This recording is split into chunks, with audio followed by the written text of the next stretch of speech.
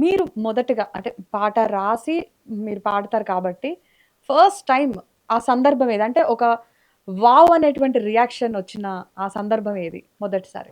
అంటే 'నల్లని రేగడి నాగలికర్ర' అని ఒక పాటుంటదండి హ్మ్. నాది. కేసీఆర్ గారు మిషన్ కాకతీయ హ్మ్. స్కీమ్ తీసుకొచ్చినప్పుడు హ్మ్.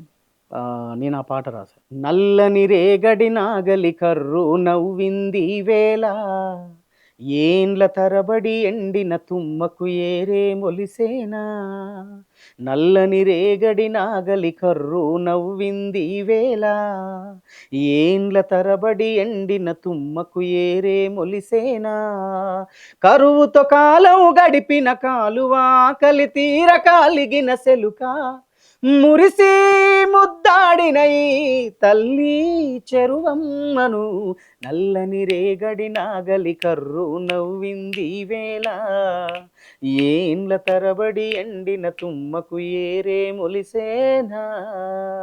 ఈ పాటేనా అండి 9థ్ క్లాస్ స్టూడెంట్స్‌కి ఎగ్జామ్‌లో ఆ! 5 మార్క్స్ యాహ్! క్వెషన్‌కొచ్చింది? ఈ అవునవునవును. పాటే. ఆ! ఎట్లా ఫీల్ అయ్యారు ఆ టైంలో మీరసలు? బాగా చాలా హ్యాపీ అండి హ్యాపీయా? యాక్చువల్‌గా. అంటే మీరిప్పుడు వావ్! అనే సందర్భం ఒకటుందని అన్నారు గదా! అది వాస్తవానికి అది వావ్! అనే సందర్భమే. అంటే నైస్. కేసీఆర్ గారు ఆ స్కీమ్‌ని రిలీజ్ చేస్తున్న సందర్భంలో హ్మ్. ప్రతి శాటిలైట్ ఛానెల్‌లో అవును. ప్రతి నేను విన్నా ఈ పాట ఆ! చాలా సార్లు. ప్రతి శాటిలైట్ ఛానెల్‌లో బ్యాక్‌గ్రౌండ్‌గా వాడుకున్నారు ఈ పాటని. అవును.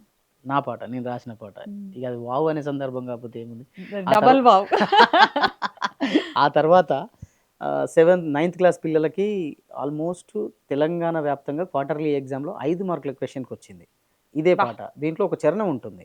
చెరువే నిండిందిగా, ఇక కరువే తీరిందిగా, కాలం అయిందిగా, ప్రతి గుండె మురిసిందిగా, కుమ్మరి కమ్మరి వడ్రంగి ఒడిలో ఒడవని పని ఉంది, కూలీ నాలికి కులమేది, సేతికి దొరకని పని ఏది, సెరువే నిలిపింది మా ఊరి పరువంతరా. ఈ చరణం అబ్బా!